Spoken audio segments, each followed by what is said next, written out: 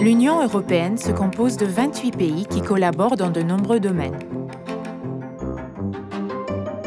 Le Luxembourg en est un des membres fondateurs en 1957. À l'époque, 6 pays ont créé la Communauté européenne économique. Depuis lors, les choses ont beaucoup évolué. Pour mieux comprendre l'évolution, faisons un voyage dans le temps et revenons en 1970.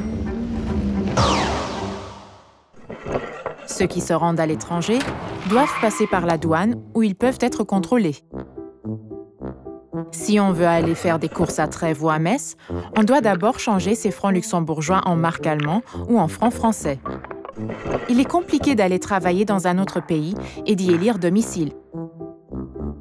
Même les échanges de marchandises ne sont pas faciles, parce que les importations sont susceptibles d'être taxées, ce qui est compliqué et cher. Ce n'est pas la seule raison pour laquelle des pays européens ont décidé de s'unir. Après 2 guerres mondiales, les dirigeants ont compris qu'un nouveau conflit ne pourrait être évité en Europe que si les pays qui s'étaient précédemment affrontés coopèrent. En 1951, 6 pays ont décidé de collaborer dans un domaine important, à savoir le charbon et l'acier.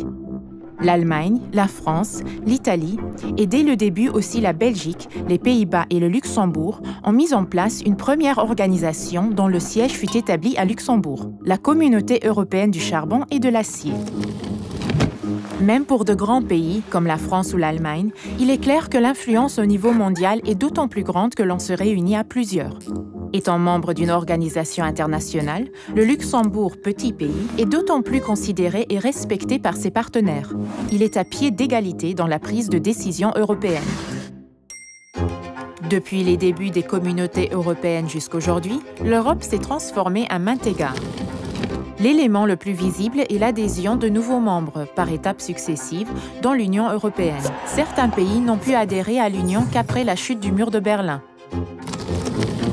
Les États membres se sont aussi mis à coopérer de plus en plus étroitement. Cette collaboration ne se limite plus à la production de charbon et d'acier.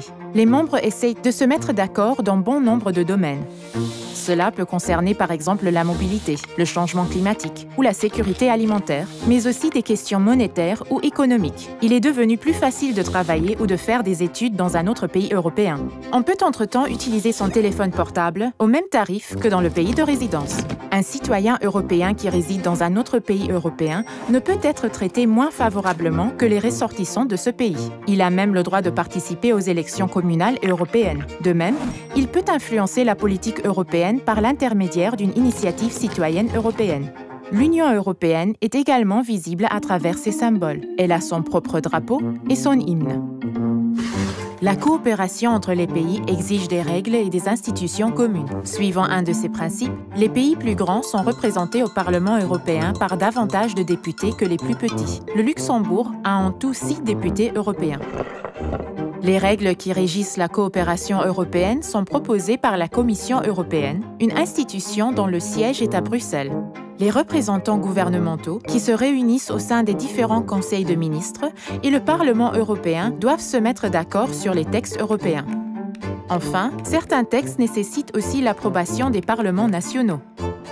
Une autre institution se trouve au Luxembourg au Kirchberg, la Cour de justice de l'Union européenne. La Cour contrôle si les règles européennes sont appliquées correctement. Il importe de savoir que les pays adhèrent de manière volontaire à l'Union européenne et qu'ils peuvent la quitter de nouveau, même si cela risque de ne pas être aussi simple. De longues discussions sont parfois nécessaires pour trouver un consensus au sein de l'Union européenne. Beaucoup de citoyens critiquent les différences qui subsistent entre les régions riches et les régions pauvres. Les mêmes divergences existent en ce qui concerne l'avenir de l'Union, à savoir la question si l'Union devrait encore s'élargir ou combien de personnes d'États tiers pourraient être accueillies. L'Union européenne est un regroupement volontaire d'États européens qui ont décidé de coopérer dans une série de domaines.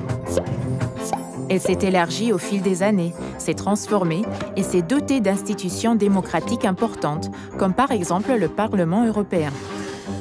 Le développement de l'Union n'est pas encore terminé et dépend en première ligne de la volonté des différents États membres et de leurs citoyens.